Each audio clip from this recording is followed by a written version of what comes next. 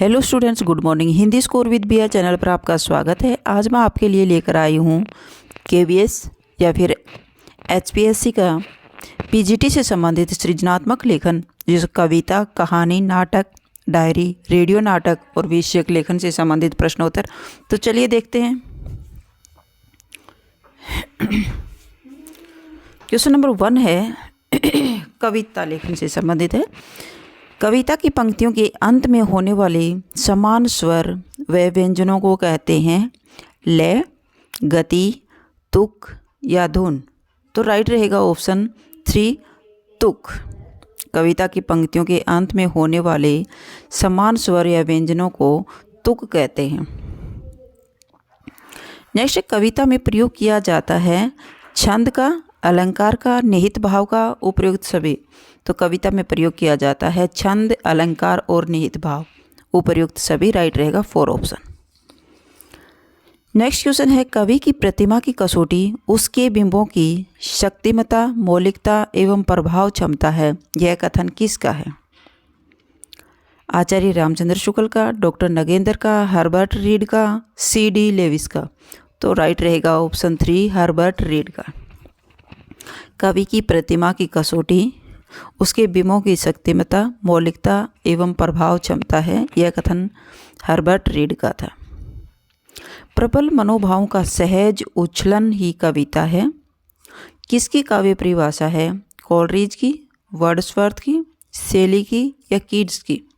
तो राइट रहेगा option 2 Wordsworth की। प्रबल मनोभावों का सहज उछलन ही की कविता है, वर्ड्सवर्थ का परिभाषा थी। कविता की उपयोगिता होती है मनोरंजन के लिए, संदेशप्रद बातों के लिए, विशेष ढंग से बात करने के लिए, उपयुक्त सभी। तो राइट रहेगा 4 ऑप्शन। कविता की उपयोगिता मनोरंजन के लिए होती है, संदेशप्रद बातों के लिए भी होती है और विशेष ढंग से बात करने के लिए भी होती है, उपयुक्त सभी। कविता को गेय बनाने वाला कारक है अलंकार, तुक, छंद या लय। राइट रहेगा ऑप्शन 3 कविता को गेय बनाने वाला कारक छंद है। कविता में प्राय संयुक्त वर्णों को लिखा जाता है वर्ण विच्छेद के रूप में, संयुक्त वर्णों के रूप में, तत्सम शब्द के रूप में या तद्भव शब्दों के रूप में। तो वर्ण विच्छेद के रूप में लिखा जाता है। राइट रहेगा ऑप्शन 1। कविता में उत्क्षिप्त व्यंजन को प्राय लिखा जाता है डे, अड़े, रे या ले। तो उत्क्षिप्त व्यंजन को प्राय लिखा जाता है रे में। व्याख्या है जैसे पीड़ा का पीरा, पेड़ का पेड़। रे वर्ण में लिखा जाता है उत्क्षिप्त व्यंजन को। कविताओं में लय वर्ण को प्राय लिखा जाता है रे, ले, चे या डे में। तो लय वर्ण को कविता के समय रे में लिखा जाता है। राइट रहेगा फर्स्ट ऑप्शन। कविताओं में प्रयोग होता है तद्भव शब्दों का, समास रहित या अल्प समासों का, लक्षणा या व्यंजना शब्द शक्तियों का, उपयुक्त सभी का। तो कविताओं में प्रयोग होता है उपयुक्त सभी का, तत्सम शब्दों का भी होता है, समास रहित और अल्प समासों का होता है, लक्षणा व्यंजना शब्द शक्ति का भी होता है, उपयुक्त सभी। राइट रहेगा 4 ऑप्शन। कविताओं में रेफ रे को लिखा जाता है रे को रे के रूप में, लय के रूप में या रे हलंत के रूप में या लय हलंत के रूप में। तो कविता में रेफ को संपूर्ण रे के रूप में लिखा जाता है। राइट रहेगा फर्स्ट ऑप्शन। जैसे धर्म में ये ध पूरा रे और मैं धर्म, इस प्रकार से कविता में लिखा जाता है। जैसे मार्ग, मा, रे और गे। नेक्स्ट, कविताओं में तत्सम शब्दों को प्राय बदल दिया जाता है। तत्सम शब्दों को प्राय बदल दिया जाता है सरल शब्दों में, संस्कृत शब्दों में, तद्भव शब्दों में या कठिन शब्दों में। कठिन शब्दों में बदल दिया जाता है, उसके यानी मीनिंग लिख दिए जाते हैं। राइट रहेगा 4 ऑप्शन। कविताओं में कहीं कहीं व्याकरण के नियमों में लिंगगत दोष होता है छंद के कारण, अलंकार के कारण, तुकबंदी के कारण या लिंगों की समानता के कारण। तो कविता में कहीं कहीं व्याकरण के नियमों में लिंगगत दोष होता है तुकबंदी के कारण। राइट रहेगा 3 ऑप्शन। कविताओं में अपादान कारक के लिए किसका प्रयोग किया जाता है? अपादान के लिए से, ते और में। तो राइट रहेगा 3 ऑप्शन अपादान कारक के लिए ते शब्द का प्रयोग किया जाता है। काफ़ी बार पूछा जाता है भाई ये कारक संबंधी। कविताओं में करण कारक के लिए किसका प्रयोग होता है? ते, सो, ते और सो दोनों का, उपयुक्त में से कोई नहीं। तो कविताओं में करण कारक के लिए ते और सो दोनों शब्दों का प्रयोग किया जाता है। राइट रहेगा 3 ऑप्शन। रामचरितमानस में किस कारक चिन्ह का प्रयोग होता है? रामचरितमानस में अधिकरण का, अपादान का, कर्म का या कर्ता का? कर्ता के रूप में होता है। राइट रहेगा 4 ऑप्शन। कविताओं में विशेषता नहीं है। कभी कभी विभक्तियों का लोप हो जाता है, प्रचलित शब्दों का अपभ्रंश प्रयुक्त होता है, शुद्ध शब्द के स्थान पर लोक प्रचलित शब्दों का प्रयोग होता है, उपर्युक्त सभी। उपर्युक्त सभी तो कविताओं की विशेषता नहीं है, उपर्युक्त सभी भी नहीं है भाई। राइट रहेगा 4 ऑप्शन। नेक्स्ट है, वर्तमान कविताओं में तुक का प्रयोग नहीं होता, उन्हें कहा जाता है कविता, पद, मुक्तक या लघु कविता। तो जिसमें तुक का प्रयोग नहीं होता वो मुक्तक काव्य कहलाता है। राइट रहेगा 3 ऑप्शन। कविताओं में अधिकरण कारक चिन्ह के लिए किसका प्रयोग नहीं किया जाता? अधिकरण कारक चिन्ह के लिए किसका प्रयोग नहीं किया जाता? माही, मह और ही, उपर्युक्त सभी का नहीं किया जाता। तुम उपकार सुग्रीव ही पर किन्हा, प्रभु मुद्रिका मेली माही में। सुग्रीव ही का पर के लिए रूप में होता है और ही में होता है। माही, मह और ही, उपर्युक्त सभी नहीं किया जाता। नेक्स्ट है, कविताओं में कर्म कारक चिन्ह के लिए किसका प्रयोग नहीं किया जाता? कर्म कारक चिन्ह के लिए कहें, को और कहें, तो नह का प्रयोग नहीं किया जाता, कहें, को और कह को किया जाता है। फर्स्ट, सेकंड, फोर्थ का कर्म कारक के लिए प्रयोग किया जाता है, तो इसमें नहीं किया जाता। तो राइट रहेगा 3 ऑप्शन। कविताओं में समूहवाची शब्द के लिए किन शब्दों का प्रयोग किया जाता है? समूहवाची शब्द के लिए मन, वरिंद, निकर, नह और ने। सेकंड है एस, ऊहा, अरु। थर्ड है ईहा, मह, ईते। फोर्थ है नह, मह, कह, उते।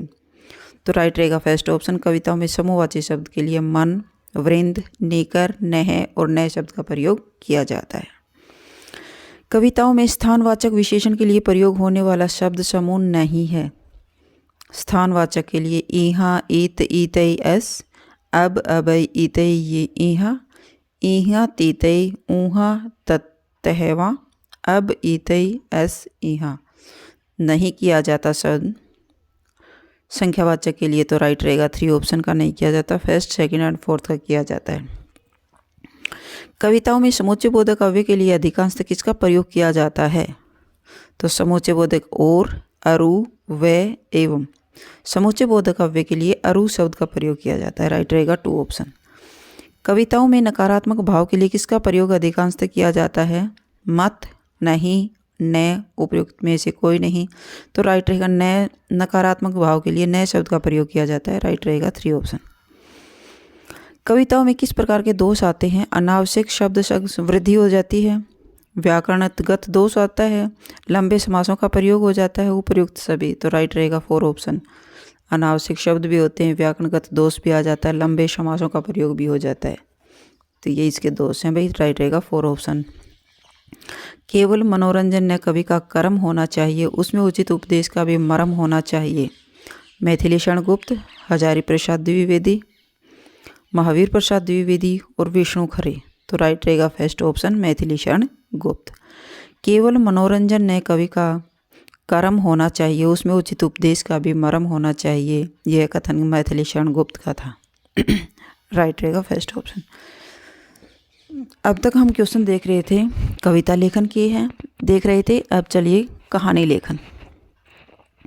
कहानी होनी चाहिए मनोरंजक, शिक्षाप्रद, घटना प्रधान, उपर्युक्त सभी। तो कहानी होनी चाहिए उपर्युक्त सभी, मनोरंजन पर होनी चाहिए, शिक्षाप्रद भी होनी चाहिए, घटना प्रधान होनी चाहिए, उपर्युक्त सभी। राइट रहेगा 4 ऑप्शन। कहानी आधारित होती है घटना पर, कल्पना पर, संवेदना पर, उपर्युक्त सभी। तो कहानी सभी पर आधारित होती है। राइट रहेगा 4 ऑप्शन, घटना पर भी, कल्पना पर भी और संवेदना पर भी। कहानी सर्वाधिक प्रभावित करती है बड़ों को, बच्चों को, बड़े या बच्चों दोनों को, सभी को। तो कहानी सर्वाधिक बच्चों को प्रभावित करती है। राइट रहेगा 2 ऑप्शन। कहानी से जिज्ञासा बढ़ती है और जिज्ञासा शांत होती है।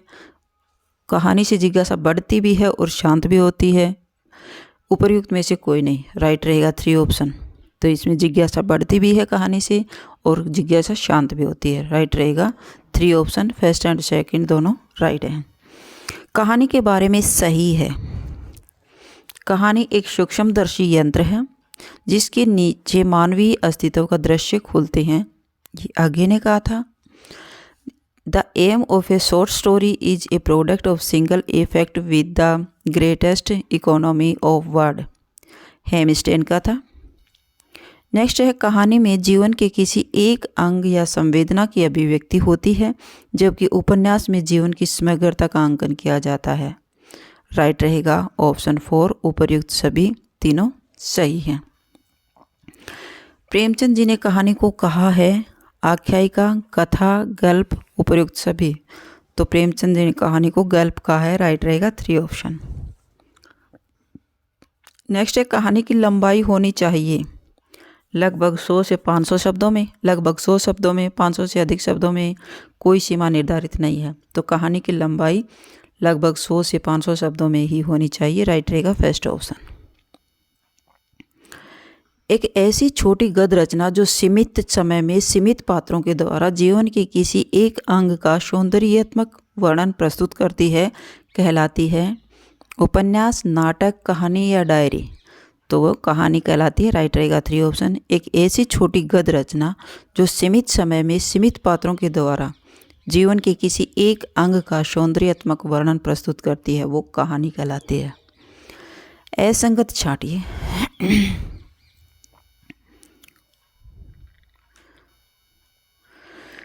सौंदर्य की एक झलक का चित्रण करना और उसके द्वारा इसकी सृष्टि करना ही कहानी कहलाती है। ये किसका शब्द? जयशंकर प्रसाद का था। राइट रहेगा। कहानी मानव मन की भूख है जो निरंतर समाधान पाने की कोशिश करती है। ये जैनेंद्र ने कहा था। गल्प एक ऐसी रचना है जिसमें जीवन के किसी एक अंग या किसी एक मनोभाव को प्रदर्शित करना ही लेखक का उद्देश्य होता है। ये प्रेमचंद के थे। उपर्युक्त में से कोई नहीं। तो राइट रहेगा 4 ऑप्शन, उपर्युक्त में से कोई नहीं।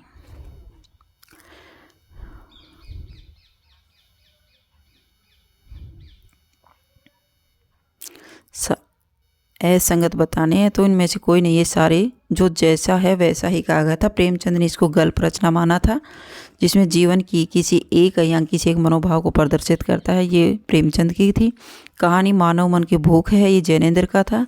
सौंदर्य की झलक का चित्रण करना है, उसके द्वारा सृष्टि करना ही कहानी कहलाती है, जयशंकर की थी। ये उपर्युक्त सही है, तीनों राइट हैं। तो ये पूछ रहा है असंगत कौन सी है, तो इनमें से कोई असंगत नहीं है, सारी संगत हैं, राइट है। बाल कथा के विषय में कौन सा कथन सही नहीं है? उसकी भाषा सरल और सुबोध होनी चाहिए, राइट है।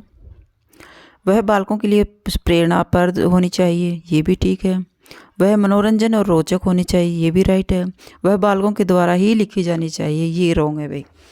बाल कथा बच्चों के द्वारा नहीं लिखी जाती, बल्कि लिखी तो लेखक या कहानीकार के द्वारा ही है, लेकिन वो बच्चों के लिए लिखी जाती है। तो फर्स्ट, सेकंड, थर्ड इसके राइट है। ऑप्शन सही नहीं है, वो 4 है। तो राइट रहेगा 4 ऑप्शन। निम्न में से कौन सा कथन लघु कथा की विशेषता है? कहानी को लघु रूप में लिखना ही लघु कथा है। लघु आकार के कारण लघु कथा उद्देश्यहीन होती है।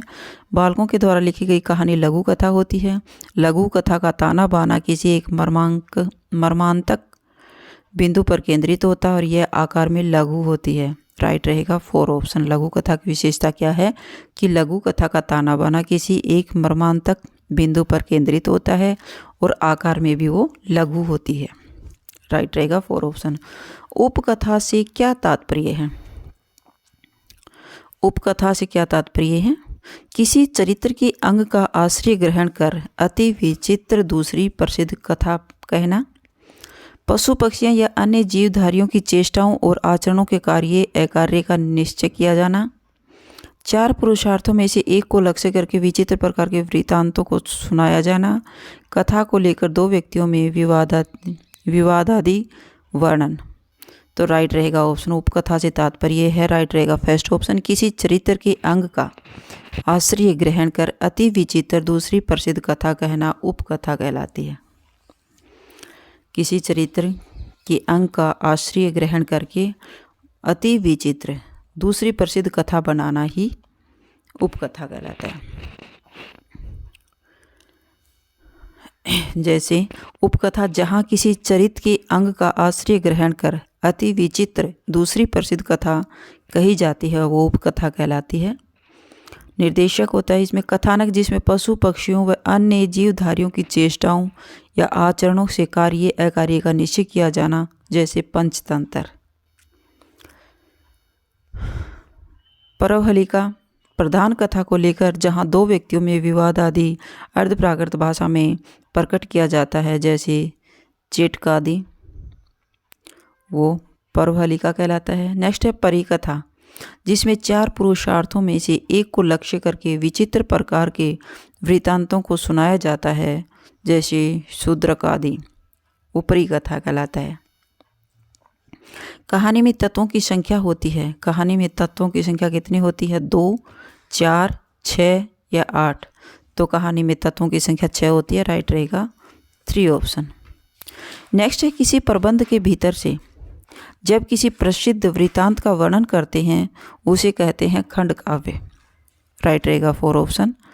कथा वस्तु, चरित्र चित्रण, संवाद, भाषा शैली, वातावरण, उद्देश्य आदि तत्व हैं कहानी के, उपन्यास के, कहानी और उपन्यास दोनों के सभी गद्य विधाओं के, राइट रहेगा 3 ऑप्शन।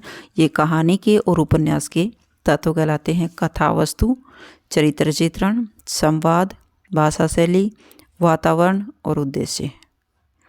6 ही तो तत्व होते हैं उपन्यास के, ये 6 तत्व कहानी के होते हैं। कहानी की कथा वस्तु होती है उपन्यास से छोटी, नाटक से छोटी, लघु कथा से बड़ी, उपर्युक्त सभी। कहानी की कथा वस्तु होती है उपन्यास से छोटी और नाटक से बड़ी और लघु कथा से भी बड़ी होती है। उपन्यास से छोटी और नाटक से भी छोटी, उपन्यास और नाटक यानी कहानी से बड़ी होते हैं तो उसका कहानी का कथा वस्तु नाटक और उपन्यास से छोटा होता है और लघु कथा से बड़ा होता है। उपर्युक्त सभी। कहानी में संवाद योजना होती है, नाटक से कम, उपन्यास से कम और नाटक दोनों से कम। उपर्युक्त में से कोई नहीं, तो राइट रहेगा 3 ऑप्शन। कहानी की संवाद नाटक और उपन्यास दोनों से कम होता है। डायरी की तरह लिखी गई कहानी की शैली कहलाती है डायरी शैली, राइट रहेगा 2 ऑप्शन। कहानी के तत्वों में शामिल नहीं किया जा सकता आकार की लघुता, रोचकता, वैधानिकता, केवल काल्पनिकता। तो केवल काल्पनिकता को शामिल नहीं किया जाता। आकार की लघुता भी देखी जाती है, वो रोचक भी होनी चाहिए, उसका आकार भी छोटा होना चाहिए और वैधानिकता भी होनी चाहिए, तब जा कर के कहानी लिखी जाती है। और उसमें काल्पनिकता भी होनी चाहिए, केवल काल्पनिकता काम नहीं देती, राइट रहेगा 4 ऑप्शन। नाटक लेखन। नाटक को अंग्रेजी में कहा जाता है ड्रामा, पोइट्री, स्टोरी, बायोग्राफी। तो नाटक को अंग्रेजी में ड्रामा कहा जाता है, राइट रहेगा फर्स्ट ऑप्शन। नाटक किस तरह की विद्या है? दृश्य, श्रव्य, उपयुक्त में से कोई नहीं। तो नाटक दृश्य भी है, देखा भी जा सकता है, और श्रव्य उसको सुना भी जा सकता है, राइट रहेगा 3 ऑप्शन। प्रहसन किस प्रकार का नाटक होता है? घटना प्रधान, चरित्र प्रधान, संदेश प्रधान, हास्य प्रधान। तो प्रहसन नाटक हास्य प्रधान नाटक होता है, राइट रहेगा 4 ऑप्शन। छंदबद्ध आकार को कहा जाता है अभिनय नाटक, गेय नाटक, कविता नाटक या पद नाटक। छंदबद्ध नाटक को गेय नाटक कहा जा सकता है, क्योंकि छंदों में जो छंदबद्ध नाटक होता है, छंदों में बंधे हुए नाटक को गाया जा सकता है, तो इसको गेय नाटक कहा जाता है, राइट रहेगा 2 ऑप्शन। नाटक का मुख्य गुण है अभिनेता, कथोपकथन, अभिनेता या कथोपकथन दोनों, उपयुक्त में से कोई नहीं, तो राइट रहेगा 3 ऑप्शन। अभिनेता और कथोपकथन दोनों होते हैं नाटक में। निम्न में से नाटक के लक्षण हैं। नाटक में जीवन रस की अभिव्यक्ति होती है। नाटक सजीव, सरस और मनोरंजन विधा है। कथानक प्रभावी एवं समाज उपयोगी होता है। उपर्युक्त सभी नाटक के लक्षण होते हैं। राइट रहेगा 4 ऑप्शन, फर्स्ट, सेकंड, थर्ड तीनों इसमें राइट है, तो उपर्युक्त सभी। रंगमंच पर पर्दे के पीछे का स्थान क्या कहलाता है? कलाकार, दीर्घा, पृष्ठ, मंच, दर्शक, दीर्घा या नेपथ्य? तो राइट रहेगा 4 ऑप्शन, रंगमंच पर पर्दे के पीछे का स्थान नेपथ्य कहलाता है। राइट रहेगा 4 ऑप्शन। नाटक में होने वाले नायक का प्रकार कौन सा नहीं है? नाटक में होने वाले नायक का प्रकार कौन सा नहीं है? धीरोदत्त, धीरोदात, धीर ललित या धीरमना? तो धीरमना नहीं है। राइट रहेगा 4 ऑप्शन, धीरोदत्त, धीरोदात और धीर ललित नाटक के नायक के प्रकार होते हैं। तो राइट रहेगा 4 ऑप्शन। नाट्य शब्द का अर्थ है अनुकरण करना, अभिनय करना, नाटक करना। उपर्युक्त में से कोई नहीं। नाट्य शब्द का अर्थ है अनुकरण करना। राइट रहेगा फर्स्ट ऑप्शन। धीरोदात नाटक नायक होता है श्रेष्ठ गुणों से संपन्न किंतु अभिमानी नायक, श्रेष्ठ गुणों से संपन्न शूरवीर नायक, श्रेष्ठ गुणों से संपन्न कला या क्रीड़ा प्रिय नाटक, श्रेष्ठ गुणों से संपन्न किंतु धैर्यशाली नाटक नायक। तो राइट रहेगा 2 ऑप्शन। धीरोदात नायक होता है श्रेष्ठ गुणों से संपन्न और शूरवीर नायक को धीरोदात नायक कहा जाता है। राइट रहेगा 2 ऑप्शन। नायिका का भेद है स्वकीय, परकीय, गणिका, उपर्युक्त सभी।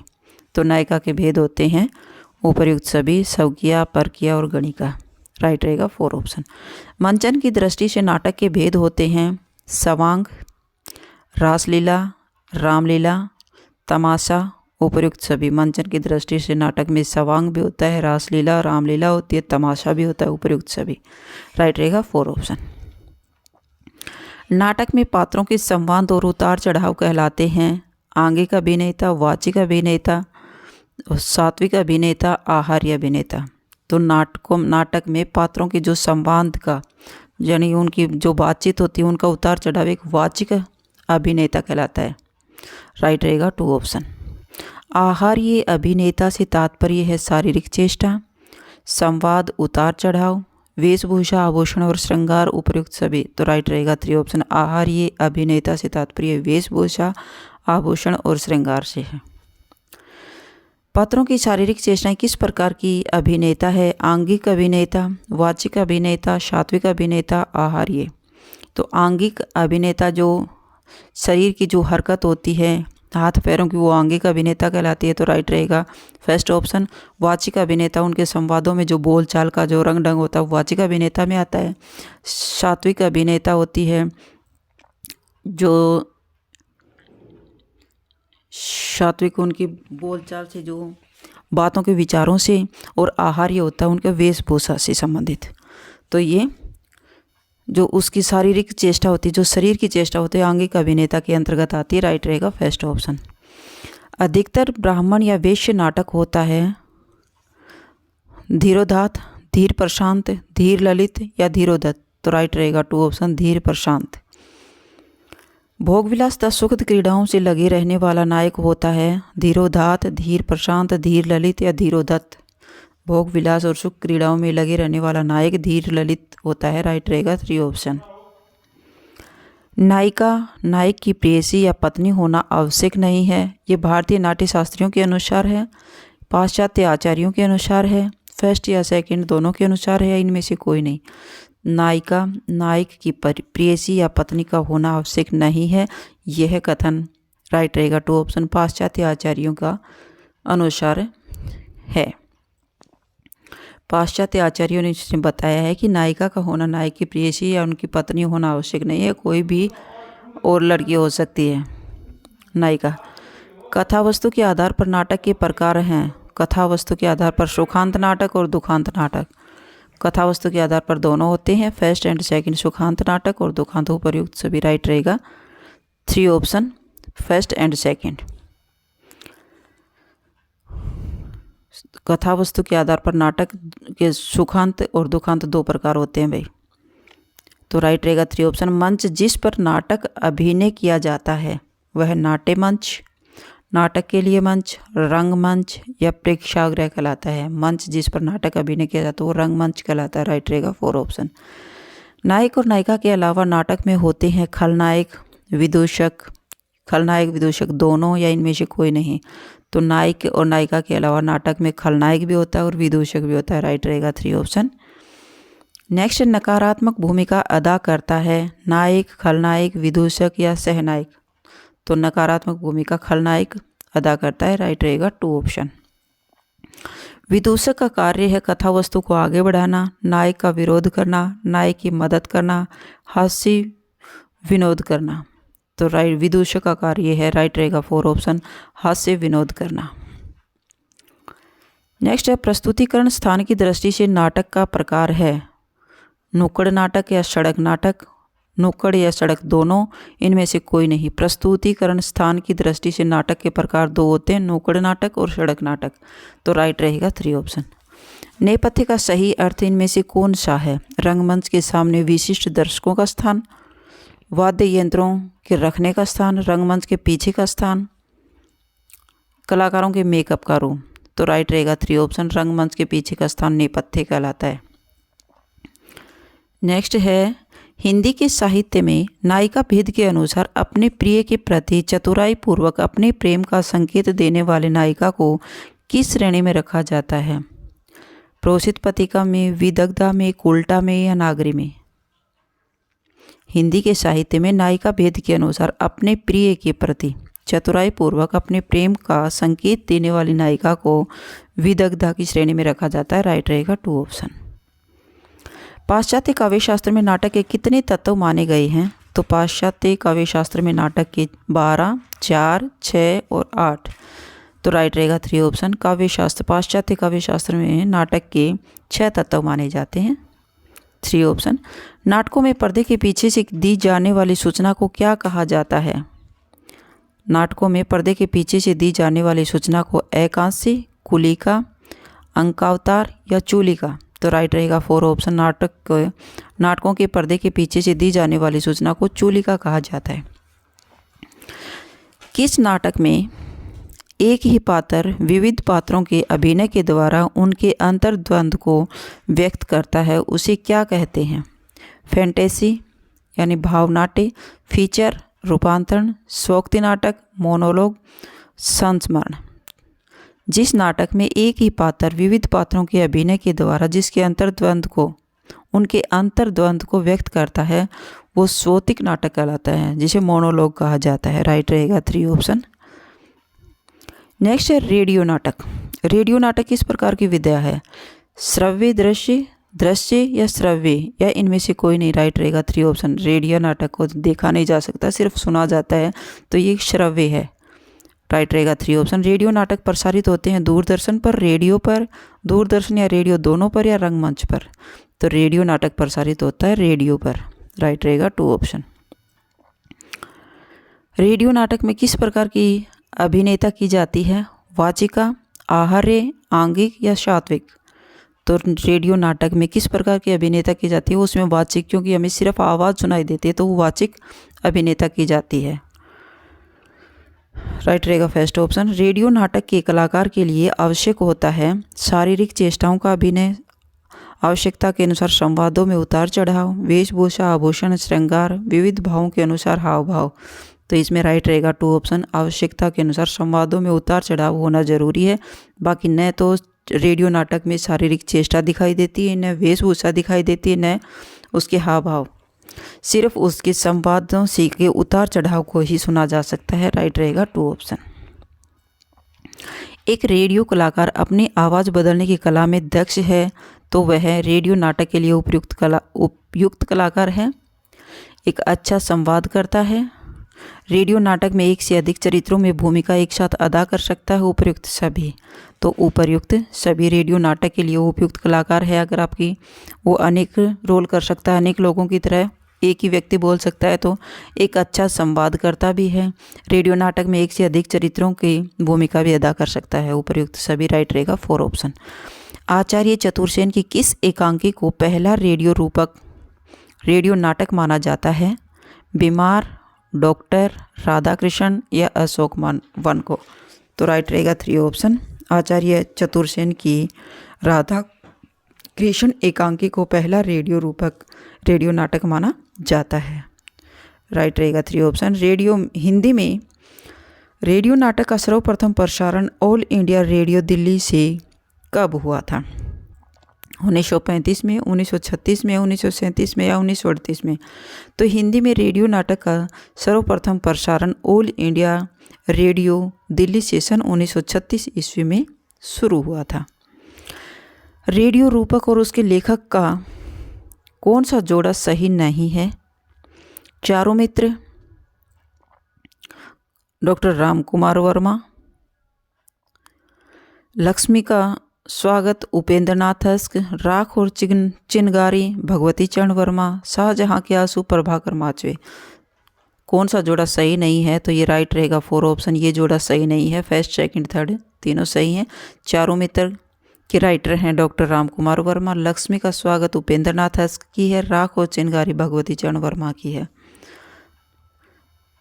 रेडियो रूपक के किस भेद में हास्य और व्यंग्य के माध्यम से किसी मार्मिक घटना की एक झलक प्रस्तुत की जाती है?